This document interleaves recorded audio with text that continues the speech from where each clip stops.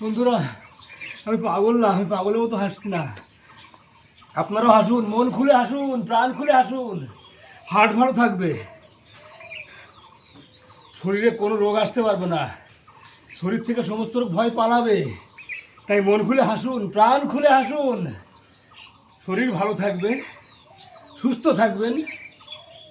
নমস্কার বন্ধুরা, শুভ সকাল বন্ধুরা, সবাই হাসুন, প্রাণ খুলে হাসুন।